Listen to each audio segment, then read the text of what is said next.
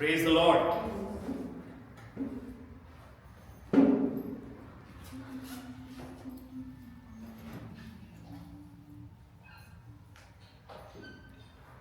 मैं धन्यवाद करता हूं प्रभु का इस अच्छी सुबह के लिए और धन्यवाद करता हूं प्रभु ने हमारे लिए मुमकिन किया कि हम लोग संगति कर पाए।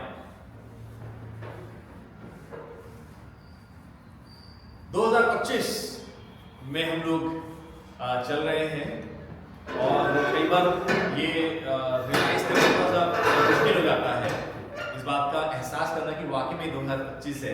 अभी भी हमारा जो दिमाग है कई बार 2024 में अटका हुआ रहता है। जब तारीख के बारे में सोचते हैं तो कई बार लिखते समय भी 2024 लिख देते हैं, 12 जनवरी 2024, क्योंकि अभी भी हमारा दिमाग कहाँ अटका हुआ है, अभी भी हमारा जहन 2024 में चल रहा है। We are still slowly and slowly, हम लोग धीरे धीरे जो हकीकत है उसको एक्सेप्ट करने के लिए तैयार हो रहे हैं।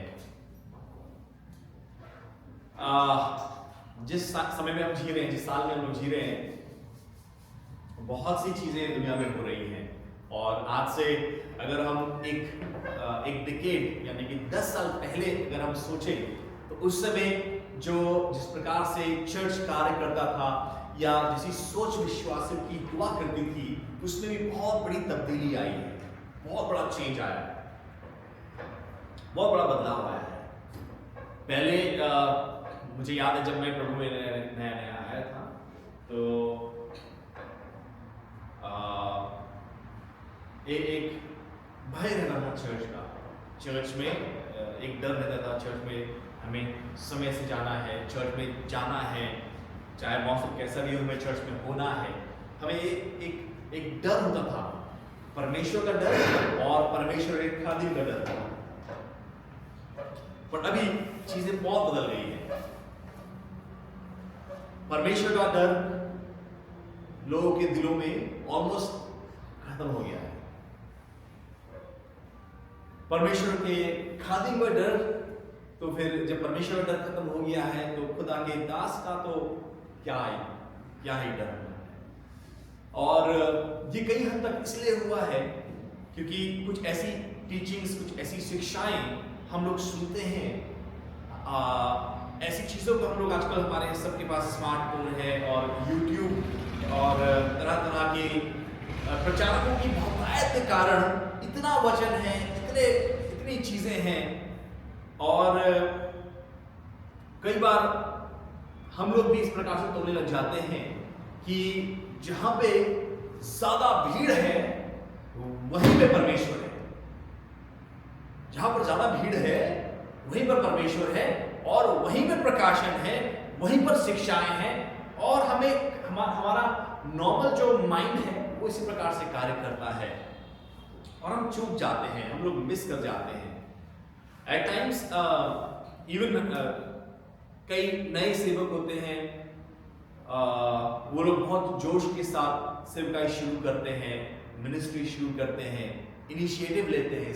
ये भी एक पहली बात तो मिनिस्ट्री अपने आप में एक बहुत बड़ा चैलेंज है। कल गोलू भी मेरे बात को बोल रहा था, फोन में किसी ने गोलू को बोला कुछ बातें, तो गोलू मेरे को बता रहा था, रोहित मेरे को बता रहा था इस बात को कि सेवा कोई आसान चीज नहीं, बहुत बड़ी चुनौती है और वाकई में बहुत बड़ी चुनौती है सेवकाई करना। और स्पेशली जब हम चर्च मिनिस्ट्री की बात करते हैं, कलीसियाई सेवा की, ये बहुत बड़ी चुनौती है। ये आपका एक कमिटमेंट है, ये आपका एक कमिटमेंट है। हर रविवार को आपको खुदा के घर में होना, लोगों की अगुवाई करना, लोगों को तैयार करना एक बहुत बड़ी चुनौती है। बहुत से लोग बहुत आज़ाद हैं, फ्री है, उनको कोई टेंशन नहीं है, घूमने जा रहे हैं, कोई।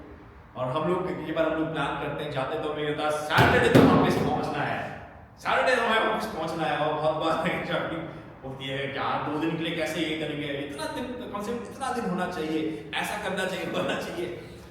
मैं बोलता नहीं, सैटरडे में होना है वापस। और ये बहुत बड़ी चुनौती है, इट्स अ बिग चैलेंज, एक जिम्मेदारी है। बहुत से लोग जोश में और कई लोग बहुत कई लोग तो बहुत जोश में एक कदम उठा लेते हैं, चर्च शुरू कर देंगे, क्या है जगह ले ली रेंट में और बस एक बैनर लगा दिया, हो गई।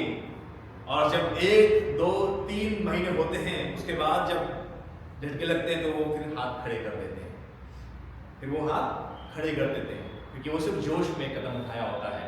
लेकिन कई लोग तो इतना जोश भी नहीं इकट्ठा कर पाते, वो लोग पहले ही डर जाते हैं, बोलते हैं नहीं जी नहीं, हम तो नहीं कर सकते। So it's not an easy thing, ये एक अच्छी, ये बहुत आसान चीज नहीं है, एक बहुत बड़ी जिम्मेदारी है, बहुत बड़ी चुनौती है। बहुत बार बहुत से लोग बहुत हिम्मत उठाते हैं, मेहनत करते हैं, बहुत अच्छी तैयारी करते हैं, लेकिन जब उन्हें वैसा परिणाम नहीं दिखता, वो करते हैं इबादत और जब देखते हैं बहुत बड़ी भीड़ नहीं है, लोग बहुत ज़्यादा नहीं है, तो बहुत जल्दी निराश हो जाते हैं, डिस्करेज हो जाते हैं। अभी मॉर्निंग में मैं बता रहा था कि हम लोग यहाँ पर है, क्यों है हम परमेश्वर के घर में? Why are we here? हम किसके लिए आए हैं खुदा के घर में? किसके लिए आए हैं? किसके लिए आए हैं? हेलो, हम परमेश्वर के घर में आए हैं, परमेश्वर की इबादत करने के लिए। यहां पे ये सब चीजें तैयारी की गई, किसके लिए तैयारी की गई है? परमेश्वर के लिए। स्पीकर, भारी भारी स्पीकर लगाए गए हैं, कुर्सियां बिछाई गई हैं, ये सारी चीजें किसके लिए की गई है? परमेश्वर के लिए। It's not for man. अगर आप मनुष्य के लिए ये सोच कर रहे हो कि इंसान के लिए करा है, तो जब इंसान नहीं दिखेंगे तो आप निराश हो जाओगे। आप निराश हो गए, क्या यार सुबह सुबह इतने जाके मेहनत करी और कोई तो आया नहीं है, क्या है कोई तो आता नहीं है, तो आप क्या होगा? आप निराश हो जाओगे। You will get discouraged. लेकिन जब और अपना प्रतिफल भी खो दोगे। लेकिन जब आप ये सोचे करोगे कि हम खुदा के लिए कर रहे हैं, हम परमेश्वर के लिए कर रहे हैं, आप निराश नहीं होंगे और अपना प्रतिफल भी नहीं खोगे। So we are here, हम लोग परमेश्वर के घर में हैं। आप बहुत दूर दूर से आते हो, इतना पैसा खर्च करके, इतना टाइम निकाल कर इंसान के लिए नहीं, खुदा के लिए आ रहे हो। और क्योंकि खुदा के लिए आ रहे हो, आपका वो कुछ भी जाया नहीं जाएगा। ये आपकी परमेश्वर के राज्य में इन्वेस्टमेंट है। आपका टाइम, आपकी मेहनत, आपकी ताकत, ये परमेश्वर के राज्य में इन्वेस्टमेंट है।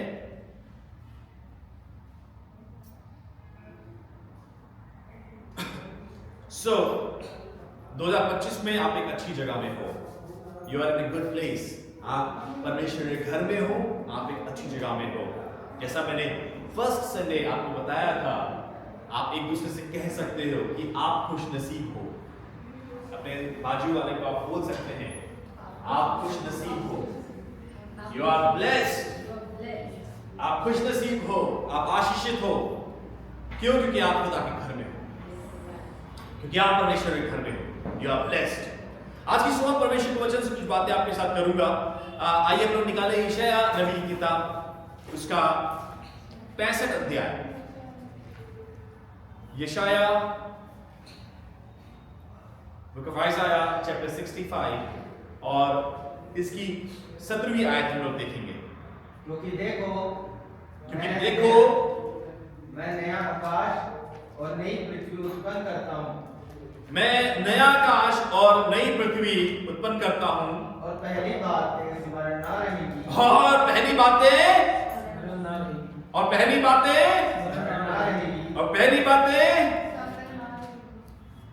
हालेलुया। आज की सुबह मैं आपका ध्यान सिर्फ इस हिस्से के ऊपर ले जाना चाहता हूं कि प्रभु कह रहा है, और पहली बातें स्मरण नहीं रहेंगी। बहुत सी पहली बातें हैं जो हमें स्मरण रहती है। बहुत सी पहली बातें हैं जो बच्चों को ताउम्र स्मरण रहती है। बहुत सी ऐसी चीजें हैं जो बच्चों को ताउम्र याद रहती हैं। एंड दे गेट टॉर्मेंटेड, वो परेशान होते हैं। उनकी वो पुरानी यादें उनकी जिंदगी भर सताती रहती है, उनको जीवन भर परेशान करती रहती है। वो ताउम्र उन यादों से, उन बातों से परेशान रहते हैं। वो उन्नति नहीं कर पाते क्योंकि उनको पुरानी यादें हॉन्ट करती हैं, परेशान करती है। और प्रभु का वचन कह रहा है, पुरानी बातें स्मरण ना रहेंगी। इसी 17वीं आयत में, और पहली बातें स्मरण ना रहेंगी और सोच विचार में भी ना आएंगी। And this is the word of God. ये परमेश्वर का वचन है प्रियो आपके लिए। आपकी सुबह। खुदा इस बात को कह रहा है, हमारा परमेश्वर वो परमेश्वर है जो हमारी यादों को भी चंगा करता है। वो सिर्फ आपके जिस्म के रोगों को चंगा नहीं करता है, वो आपके दिल की चोटों को भी चंगा करता है, आपकी मेमोरीज को भी हील करता है। Our God is a God who heals, hallelujah। वो परमेश्वर चंगा करने वाला परमेश्वर है। उसे यहोवा राफा ऐसे नहीं कहते, वो वाकई में यहोवा राफा है, वो चंगा करता है। He heals, वो चंगा करने वाला परमेश्वर है। और उसने इस बात को कहा है कि देखो, मैं पहली बातें स्मरण ना रहेंगी, पहली बातें स्मरण ना रहेंगी। जब मैं जो हमें बहुत याद आती है, बचपन में स्कूल में कहीं पहले ऐसा करते थे टीचर्स ना, बच्चे के अगर बच्चे बाल नहीं कटाए तो वो पूरा शेप करते थे सर बच्चों का, ऐसा हुआ करता था पहले। अभी तो बहुत अच्छे स्कूल हैं, ऐसा नहीं होता, तो पिटाई भी नहीं होती स्कूल में, लेकिन पहले के स्कूलों में बहुत पिटाई करते थे, है ना ईशा? बहुत पिटाई होती थी, है ना स्कूल में। मैं ये नहीं कह रहा हूँ कि ईशा की होती थी, मैं ये नहीं कह रहा हूँ, लेकिन स्कूल में बहुत पिटाई हुआ करती थी। मेरी तो हुई है, मेरे को मालूम है, हमारे टीचर थे, धर्म शिक्षक थे, और अगर संस्कृत के श्लोक याद नहीं होते थे तो आपको मालूम होगा कि सीधे हाथ में पिटाई होती थी। हमारे उल्टे हाथों में मारते थे, उल्टे हाथों में स्केल वगैरह से, और सर्दियों के दिन में आप कल्पना कीजिए। तो ऐसी सी चीजें होती थी। लोगों के जिनके बाल नहीं कट पाते थे, माँ बाप बच्चों के बाल नहीं कट पाते थे, तो वो स्कूल में एक दो बार रिमाइंड कराते थे, लिख के दे दिया करते थे। फिर भी नहीं किया तो वो स्कूल में पूरा शेव कर दिया करते थे बच्चों के सर को। ऐसे ऐसे टीचर हुआ करते थे, ऐसे ऐसे स्कूल में चीजें हुआ करती थी। इतना ही नहीं, कई बार जब बच्चे कुछ चीजें नहीं करते थे तो कई बार उनको अशेम करने के लिए बहुत सी चीजें करते थे। मैं उनके बारे में बात नहीं करूंगा, पर बहुत सी चीजें करते थे। और आपको बताऊं, बहुत से बच्चे इन बातों को बहुत गंभीरता से ले लेते, और ताउम्र उनको ये यादें परेशान करती, वो ताउम्र वो उनके जिंदगी में एक फोबिया बन जाता है इन चीजों का, और वो चीजों से बाहर नहीं निकल पाते। बहुत से बच्चों के घर में बहुत सी बुरी बुरी चीजें होती, और अभी भी होती हैं। बहुत सी ऐसी चीजें होती हैं जिन यादों से वो इंसान बाहर नहीं निकल पाते हैं।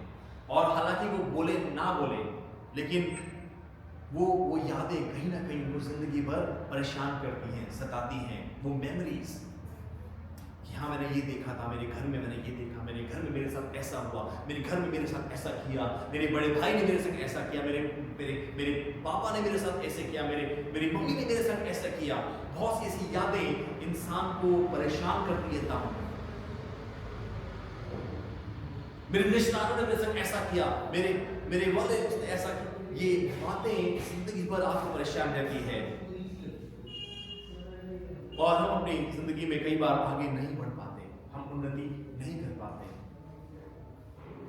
अभी कुछ दिनों पहले हमने बात की थी, we spoke about plan of God, हमने बात की थी परमेश्वर की योजनाओं के बारे में, राइट? याद है किसी को? हमने बात की थी परमेश्वर की कल्पनाओं के बारे में, योजनाओं के बारे में। आज बताता हूं एक बड़ी रुकावट, एक ऐसी चीज जो आपकी जिंदगी में प्रभु की योजना को पूरा होने से रोकती है, जो रुकावट बनती है। थिंक अबाउट इट, क्या लगता है?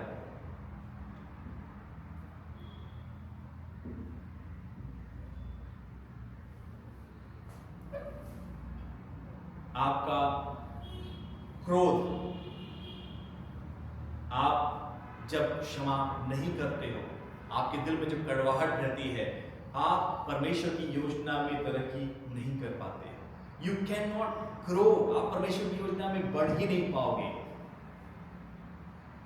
जब आपके हृदय में क्रोध रहता है, जब आपके हृदय में कड़वाहट होती है, आपके दिल में जब नफरत होती है, जब आपके दिल में एक बदले की भावना होती है, आप तब तक परमेश्वर की योजना में आगे नहीं बढ़ पाते। ये परमेश्वर की योजना में एक बड़ी अड़चन है। आपको मालूम, जो बैरी है उसे बाइबल में दोष लगाने वाला कहा गया है। He is called एक्यूजर। जो शैतान है वो दोष लगाने वाला है, और वो क्या करता है, वो आपके पास आता है और आपको उकसाता है, और आपका ध्यान वो उन बातों या उन व्यक्तियों की तरफ डाइवर्ट करता है जिन्होंने आपके साथ बुरा किया है, ताकि आपके हृदय में क्रोध, आपके हृदय में नफरत, आपके हृदय में कड़वाहट बनी रहे, एक बदले की भावना बनी रहे, ताकि आपके जीवन से परमेश्वर की योजना पूरी ना हो पाए। वो दोष लगाने वाला है, जो शैतान है। रोमियो की किताब में, तुरंत ही किताब में आप पढ़ेंगे, वहां पे बार-बार बातों बताया गया है कि वो दोष लगाने वाला है, जो शैतान है, और वो यही करता है। वो आपके ध्यान को उन बातों, उन यादों की तरफ केंद्रित रखना चाहता है।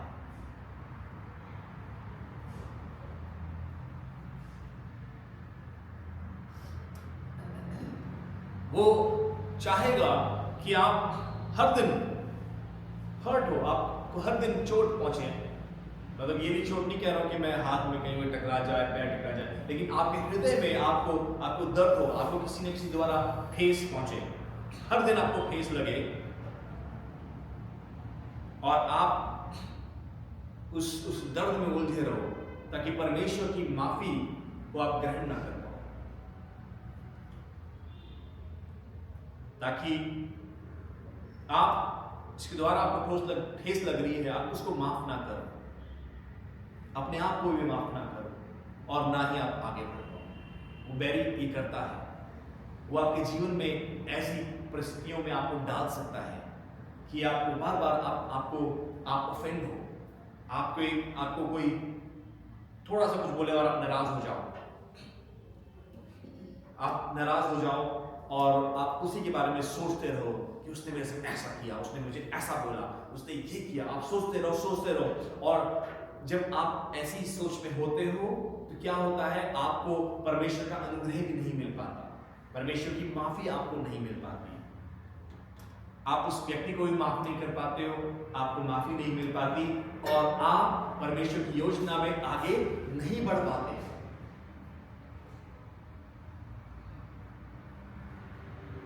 ये है आपके शत्रु की रणनीति। वो इस तरह से आपके जीवन की उन्नति को स्थगित करना चाहता है, वो इस तरह से आपको रोक देना चाहता है।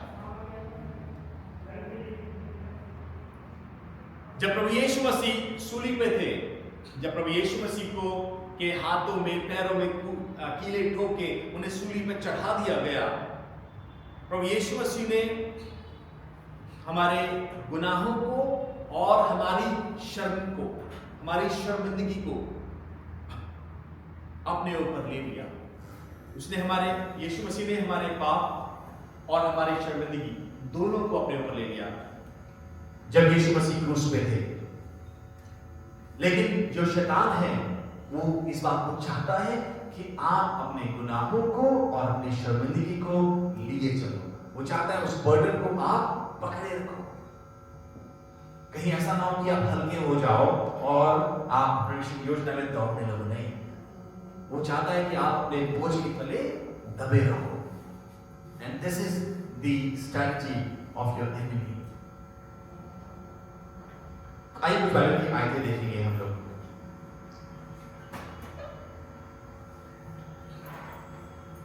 हमने अभी भजन यशाया 65 को खोला हुआ है, हमने 65 और 17 की आयत। एक बार फिर से हम आयत को पढ़ते हैं। क्योंकि देखो मैं नया आकाश और नई पृथ्वी उत्पन्न करता हूँ। नया आकाश और नई पृथ्वी उत्पन्न करता हूँ। प्रभु कह रहा है इस बात को। इस आयत को ध्यान से देखिए और समझने की कोशिश कीजिए। प्रभु कह रहा है मैं नया आकाश और नई पृथ्वी उत्पन्न करता हूँ, और पहली बातें स्मरण ना रहेगी, और जो पहली बातें हैं वो बिल्कुल भी स्मरण नहीं रहेंगी, और सोच विचार भी ना आएंगी, और सोच विचार में भी नहीं आएंगी। हालेलुया। अब आप बोलोगे ये तो परमेश्वर भविष्य की बात कर रहा है। ये बात सच है, प्रभु भविष्य की बात कर रहा है, लेकिन प्रभु यीशु मसीह कल, आज और कल सदैव एक सा है। इब्रानियों 13 अध्याय में आप इस आयत को पढ़ सकते हैं, घर में जाके पढ़िएगा, लिख लो आप। इब्रानियों 13:8। प्रभु यीशु मसीह कल, आज और कल हमेशा एक सा है, वो सदैव एक सा है। He does not change.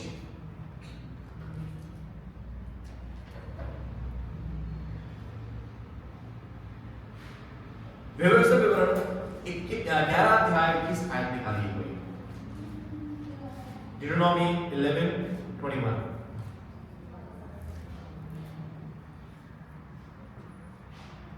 इसलिए जिस देश के विषय यहोवा ने तेरे पूर्वजों से शपथ खाकर कहा था कि मैं उसे तुम्हें दूंगा, मैं उसे तुम्हें दूंगा, और उसमें तुम और तुम्हारे बच्चे दीर्घायु हो। हालेलुया। और जब तक पृथ्वी के ऊपर का आकाश बना रहे, तब तक वे भी बने रहे। हालेलुया। हालेलुया। परमेश्वर कह रहा है, मैं क्या करूंगा? परमेश्वर आपको बढ़ाना चाहता है, वो आपको बढ़ाना चाहता है। और प्रभु कह रहा है, I'll create new heavens and new earth. पुरानी बातें स्मरण नहीं रहेंगी, ताकि आप फ्लोरिश कर सको, आप बढ़ सको, आप संपन्न हो सको, आप प्रॉस्पर हो सको उस जमीन में जो परमेश्वर ने आपके पूर्वजों को, प्रभु ने यह वादा किया था, आपके पूर्वजों को, आपके एंसेस्टर्स को परमेश्वर ने वादा दिया था। और प्रभु चाहता है कि हम उस जमीन पे जो प्रभु हमें देना चाहता है, जिसका वादा प्रभु ने कब कर दिया था, हम वहां पर फ्लोरिश करें, हम वहां पे बढ़ें।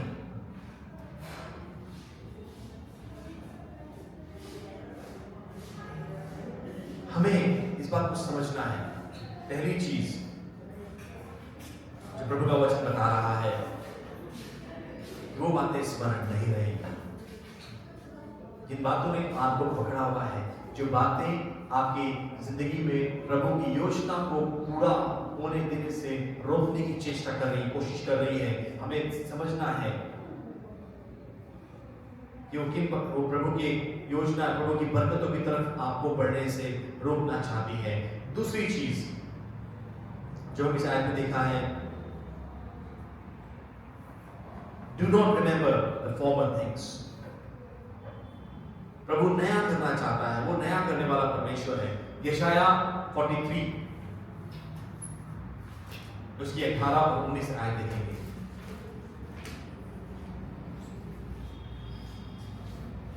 अब बीती हुई घटनाओं का स्मरण मत करो, बीती हुई घटनाओं का स्मरण मत करो, ना प्राचीन काल की बातों पर, ना प्राचीन काल की बातों पे मन लगाओ।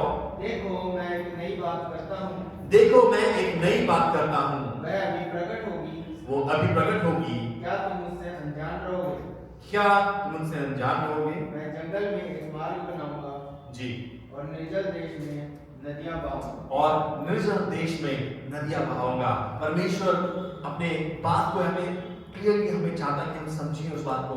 प्रभु नया काम करना चाहता है, प्रभु नई आशीष आपको देना चाहता है, प्रभु नया जीवन आपको देना चाहता है, प्रभु नया जॉब आपको देना चाहता है, प्रभु नया घर आपको देना चाहता है। लेकिन हमें अपने मन को पुरानी बातों से हटाने की आवश्यकता है। Whatever happened in the past, जो बचपन में हुआ, जो पहले हुआ, जो लास्ट ईयर हुआ, हमें उन बातों से अपने ध्यान को हटाने की आवश्यकता है प्रियो। तीसरी चीज यशाया 54 निकालें।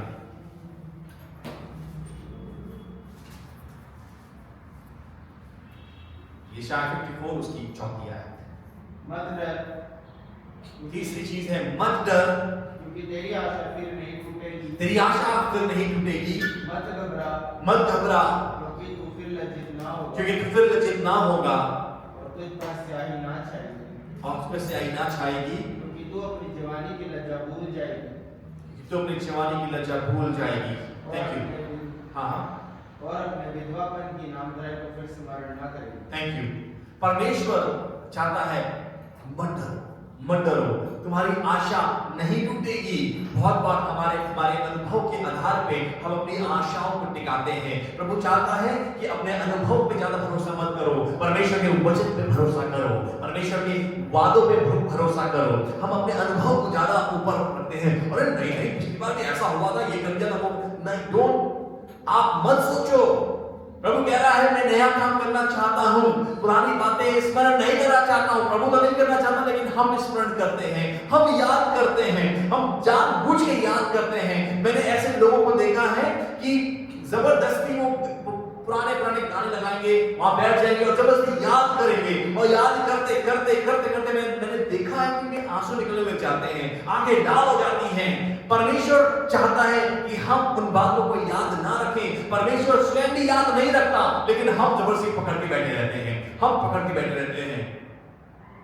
मैंने देखा लोगों को बचपन की बातों को लोग पकड़ के बैठे हैं और उन्होंने अपनी जिंदगी को तबाह कर दिया, बर्बाद कर दिया है। सिर्फ ये कि उन्होंने बचपन की बातों को पकड़ा हुआ है। जिन बातों में उन्होंने लज्जा का सामना किया, जिन बातों में उन्होंने डर को देखा है, उन बातों को पकड़ के बैठे हैं और अपने आने वाले दिनों को भी वो बर्बाद कर देते हैं, खराब कर देते हैं, just based on their old memories।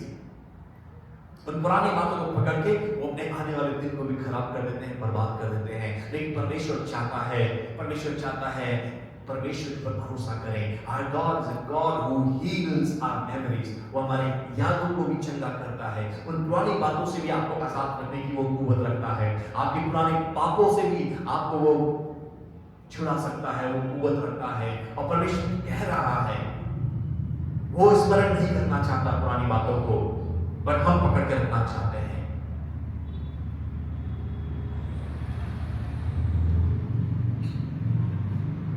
बहुत सी ऐसी चीजें हैं जिन्हें हम पकड़ के रखते हैं, और क्योंकि हम पकड़ के रखते हैं इसलिए परमेश्वर की योजना, परमेश्वर की प्लानिंग्स हमारे जीवन में नहीं बढ़ पाती।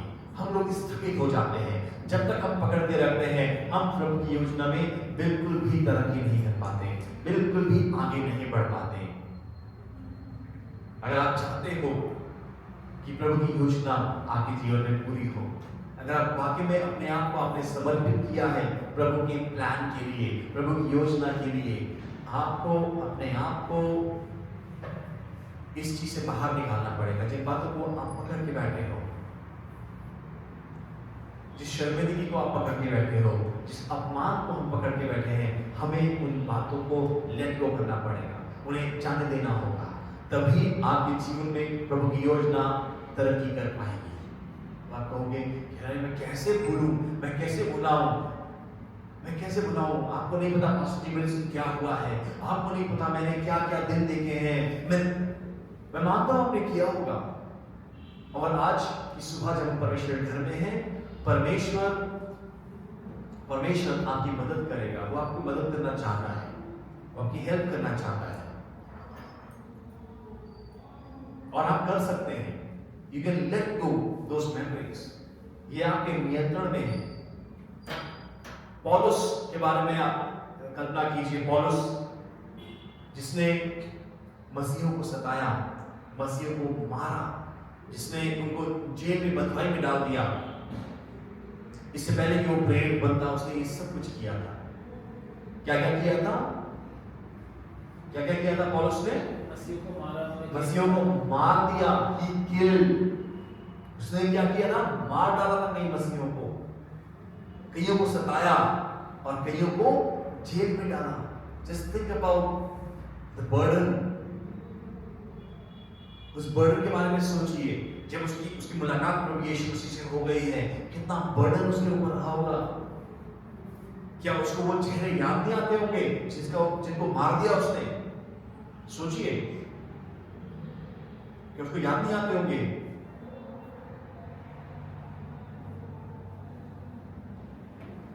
लेकिन जब वो प्रेरित बना, उसने एक काम किया। फिलिपियों 3:13 काम पढ़िए। पौलुस स्वयं इस बात को कह रहा है, हे भाइयों, मेरी भावना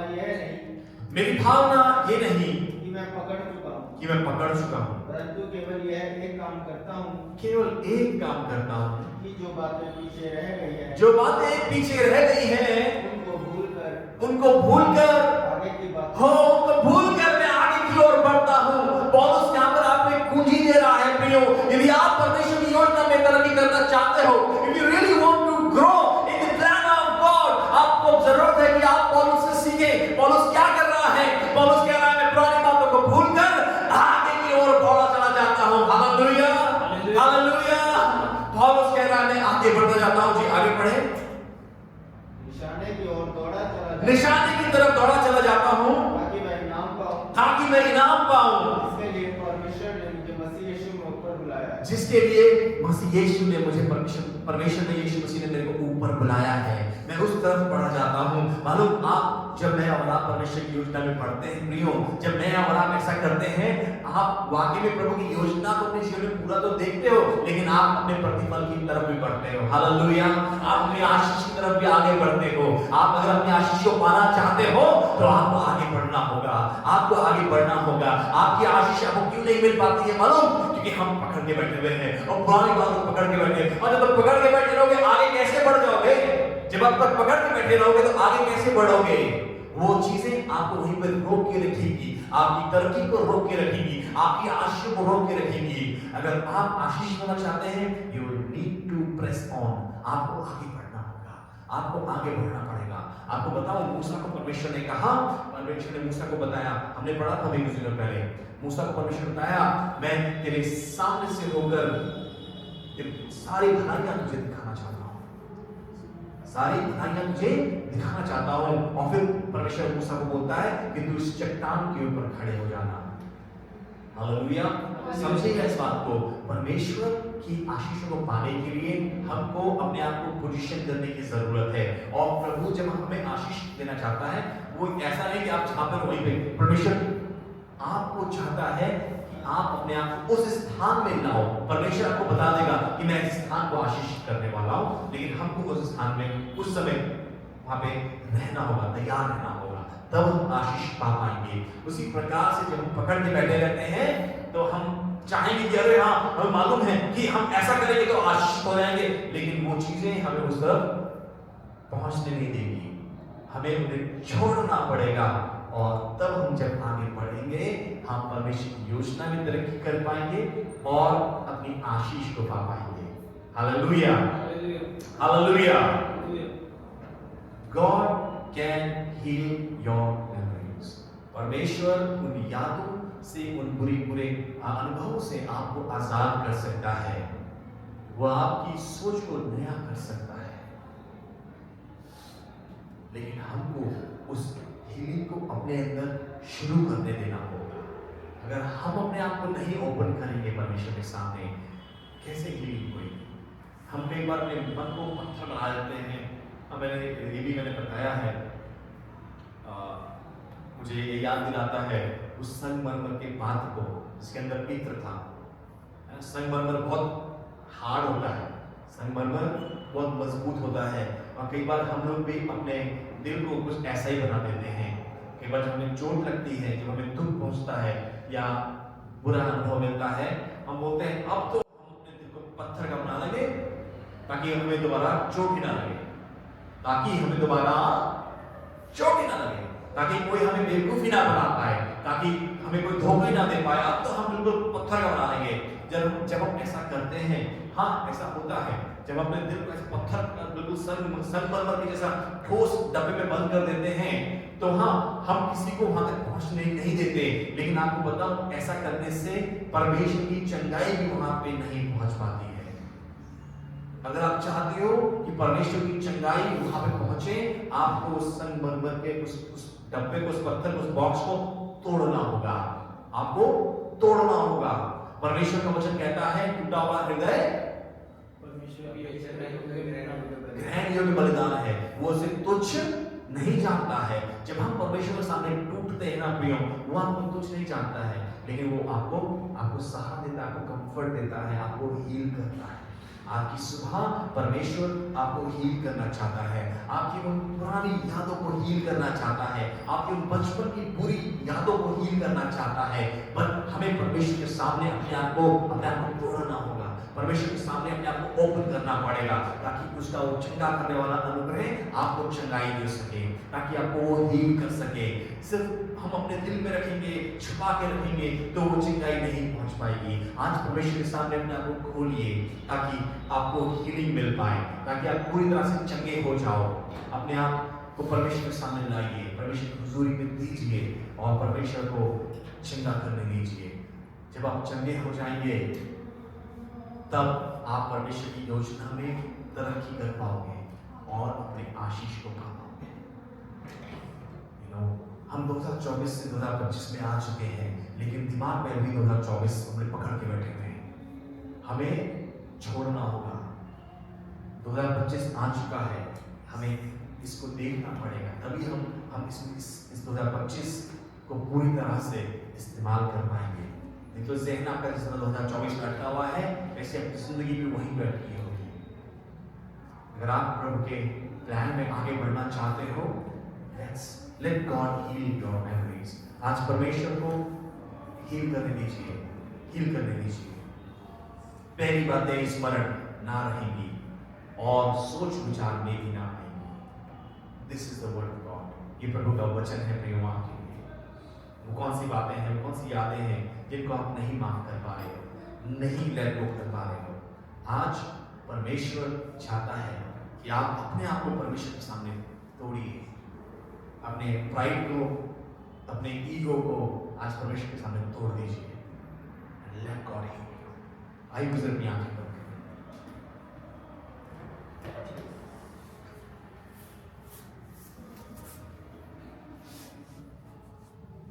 पौलुस कहता है, one thing I do, forgetting those things which are behind and reaching forward to those things which are ahead. I press towards the goal. मैं निशाने की ओर दौड़ा चला जाता हूं। दौड़ने के लिए आपको जोर लगाना पड़ेगा, आपको जोर लगाना पड़ेगा, आपको जोर लगाना पड़ेगा। वो बातें आपको रोक के रखना चाहती है, आपको उलझा के रखना चाहती है, क्योंकि जो आपका बैरी है, जो दोष लगाने वाला है, वो चाहता है कि आप उसी स्थिति में फंसे रहो, आप उसी जगह में फंसे रहो, ताकि आप माफ ना करो और आपको माफी ना मिल पाए और आपकी जिंदगी में प्रभु की योजना पूरी ना हो पाए। वो दोष लगाने वाला आपके इर्द गिर्द मंडराता रहता है और वो यही चाहता है कि आप निशाने तक ना पहुंच पाओ, आप अपने प्रतिफल को ना हासिल कर पाओ। वो बैरी यही चाहता है। आज प्रभु चाहता है आपको चिंता करना, आपकी सोच को नया कर देना, आपके मन को नया कर देना चाहता है। God wants to heal your memories.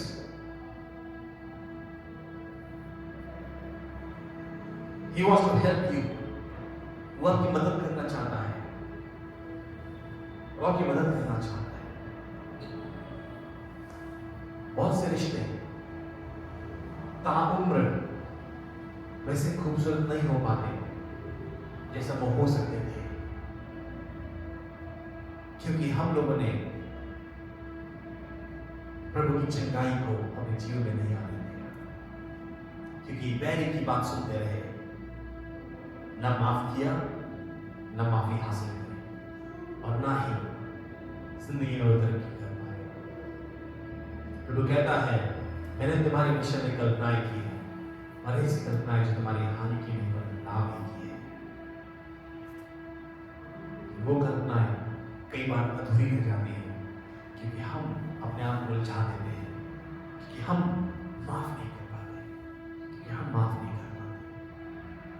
हम उन बुरी यादों को याद कर करके अपने दिल को कड़वा करते हैं, परमेश्वर के अनुग्रह से वंचित रह जाते हैं, प्रभु की योजना में आगे नहीं बढ़ पाते और ना ही प्रतिफल को हासिल कर पाते।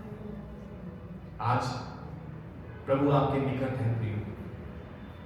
अगर आप परमेश्वर के घर में हैं, यदि आप इस वचन को सुन रहे हैं, इस समय परमेश्वर आपके बहुत निकट है, इस समय परमेश्वर आपके बहुत नजदीक है और वो आपको चंगा करना चाहता है। वो परमेश्वर आपको हील करना चाहता है, आपकी यादों को हील करना चाहता है। जो बचपन में आपके साथ हुआ है, जो आपके हो सकता है आपके माँ बाप में से किसी ने आपके साथ किया हो, या आपके चाचा ताऊ या फिर कोई रिश्तेदार ने आपके साथ किया है, उन यादों ने आपको जकड़ा हुआ है और इस कारण से आप जिंदगी में तरक्की नहीं करने पा रहे हो। आज प्रभु चाहता है आप उन्हें क्षमा कर दें, उन्हें माफ कर दें, उन्हें माफ कर दें। जो उन्होंने किया है उसका न्याय परमेश्वर करेगा, जो उन्होंने किया है उसका न्याय परमेश्वर करेगा। लेकिन आपके लिए जरूरी है कि आप अपने जीवन में तरक्की करें, आप अपने जीवन में आगे बढ़ें और उसके लिए आपको परमेश्वर की चंगाई की आवश्यकता है। God is about to heal you today. वो आपको आज चंगा करने जा रहा है, वो आज आपको आजाद करने जा रहा है, वो आपको आजाद करने जा रहा है। जो गलत आपके साथ हुआ है उसके लिए आपको अपने आप को जिम्मेदार नहीं ठहराना है और ना ही किसी और को। परमेश्वर उससे बेहतर, उससे ज्यादा आपको देने की क़ुव्वत रखता है। आपको परमेश्वर के अनुग्रह की आवश्यकता है। You need grace of God, जिसके द्वारा आपको शर्मिंदगी का सामना करना पड़ा है, जिसके द्वारा आपको चोट पहुंची है, जिसने आपको बुरा भला कहा है, आज माफ कर दीजिए। You will see grace. आप परमेश्वर के अनुग्रह को देखोगे, आप परमेश्वर की शांति को देखोगे, आप परमेश्वर की तरक्की को देखोगे। आपका प्रतिफल आपका इंतजार कर रहा है। आपकी आशीष आपके बहुत नजदीक है, आपकी आशीष आपके बहुत नजदीक है। आपको लग रहा है उन यादों को आपने पकड़ा हुआ है, लेकिन उन यादों को आपने नहीं पकड़ा हुआ है, उन यादों ने आपको पकड़ा हुआ है, ताकि आप उस आशीष तक ना पहुंच पाओ, ताकि आप प्रभु की योजना में तरक्की ना कर पाओ। आज अपना हाथ उन यादों से छुड़ा दीजिए, आज अपना हाथ उन यादों से छुड़ा दीजिए, छुड़ा दीजिए। हालेलुया। पवित्र आत्मा आपकी सहायता करने के लिए आपके साथ, आपके पास है, आपके बहुत निकट है।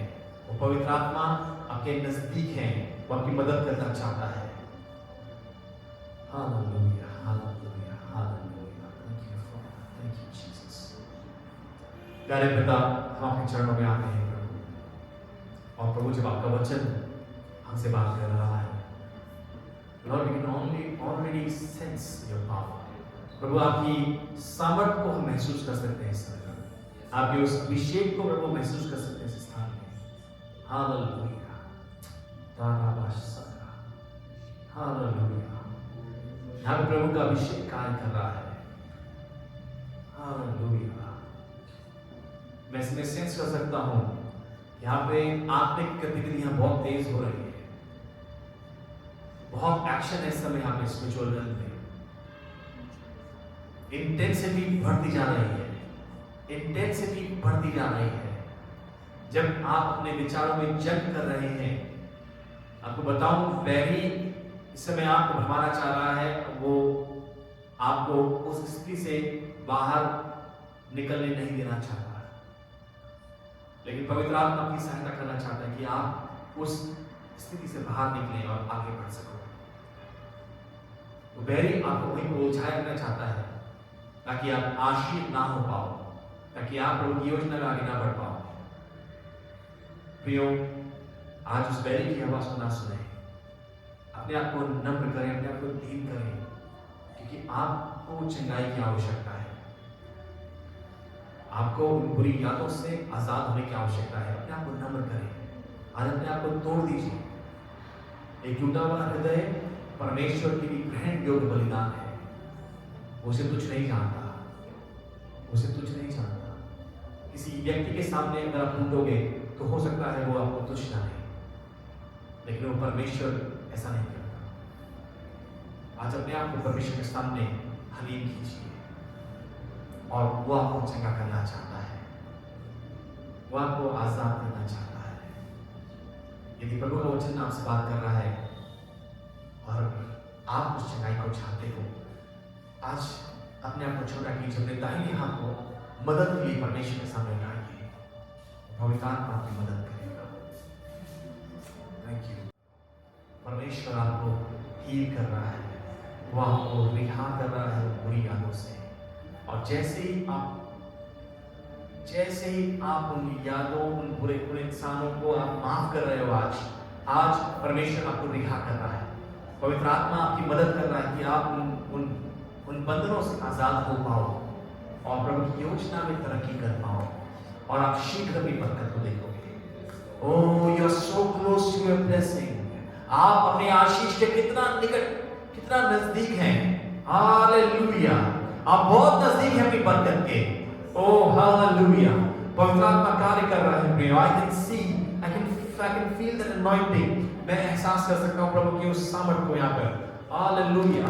जब आज आपने अपने दिलों को खोला है प्रभु के सामने, ओ परमेश्वर आपको छू रहा है, आपको चंगा कर रहा है उन बुरे अनुभवों से, उन बुरी यादों से जो आपने देखे अपने जीवन में। वो प्रभु आपको हील कर रहा है, वो हील कर रहा है, वो यीशु हील कर रहा है आपको।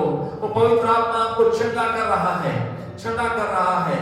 ओ पौलुस कहता है, मैं सिर्फ इतना करता हूं कि पुरानी बातों को भूलकर आगे बढ़ता जाता हूं, निशाने की ओर दौड़ा चला जाता हूं, निशाने की ओर दौड़ा चला जाता हूं, निशाने की ओर दौड़ा चला जाता हूं, अपने बुलाने वाले की ओर, ताकि उससे प्रतिफल पाऊं, उससे इनाम पाऊं, कि उससे इनाम पाऊं। आपका इनाम बहुत नजदीक है प्रियो, आपका इनाम बहुत नजदीक है। You are in the presence of Almighty God। और प्रभु आपको चंगा कर रहा है, वो चंगा कर रहा है। जब आप अपने आप को नम्र करते हैं, दीन करते हैं, आपकी प्रार्थनाएं परमेश्वर तक पहुंचती हैं। आपकी बातें परमेश्वर सुनता है जब आप अपने आप को नम्र करते हो। और आज आप जब अपने आप को नम्र कर रहे हो, परमेश्वर आपके ऊपर दया कर रहा है, वो आपको चंगा कर रहा है, आपको हील कर रहा है, उस शर्मिंदगी से आजाद कर रहा है, उस धोखे से, उस चोट से वो प्रभु आजाद कर रहा है, वो आजाद कर रहा है। प्रभु कह रहा है मत डर, तेरी आशा नहीं टूटेगी, तेरी आशा नहीं टूटेगी, ओ तेरी आशा नहीं टूटेगी, तेरी आशा नहीं टूटेगी। You will not be ashamed, you will not be ashamed, neither be disgraced। तेरा अपमान नहीं होगा, तुझे अब त्यागा हुआ नहीं कहलाया जाएगा। ओ तुझे फिर शर्मिंदगी का सामना नहीं करना पड़ेगा, तुझे और शर्मिंदगी का सामना नहीं करना पड़ेगा। You will see the glory, you will see the glory, you will see the glory। Hallelujah. खुदा का धन्यवाद करते हैं प्रभु तेरी दया के अनुग्रह के लिए। प्रभु जिन जिंदगियों ने आज अपने आप को तेरे लिए खोला है प्रभु, मैं तेरा विशेष अनुग्रह इन जीवनों के लिए मांगता हूं प्रभु। तो प्रभु जी चंगा कर दे प्रभु, ओ प्रभु तू चंगा कर दे आज प्रभु, छुड़ा दे उन पुरानी यादों से, आजाद कर दे प्रभु, आजाद कर दे प्रभु, आजाद कर दे प्रभु, ताकि तेरे नए काम को ये अपने जीवन में देख पाए। Thank you Jesus for your healing touch, thank you Jesus. धन्यवाद प्रभु, धन्यवाद प्रभु, तूने छुआ है और तूने अपनी शांति को दिया है, तूने अपनी तसल्ली को दिया है। Thank you father, thank you father. प्रभु मैं दुआ करता हूँ तेरा वचन जो दिया गया है ये हमारे जीवन में घर करे, एक सुनने वाले के दिल में प्रभु ये तेरा वचन अपना घर बना ले प्रभु जी, वहीं पे बना रह सके प्रभु, और हम तेरे अनुग्रह को, तेरी माफी में प्रभु जी आगे बढ़ पाए। और प्रभु जी जो इनाम तूने हमारे रखा है हम उस आशीष को पा पाए। मैं दुआ करता हूँ एक सुनने वाले के ऊपर तेरी विशेष आशीष चाहता हूँ यीशु मसीह के नाम से, आमीन आमीन आमीन आमीन। Praise the Lord, praise the Lord. धन्यवाद करता हूँ प्रभु का, परमेश्वर की उपस्थिति यहाँ पर है और आप महसूस कर सकते हैं प्रभु ने आपको अपनी तसल्ली, अपनी शांति से भरा है, प्रभु ने आपको अपनी शांति दी है। सो दिस इज गॉड, ये परमेश्वर का कार्य है।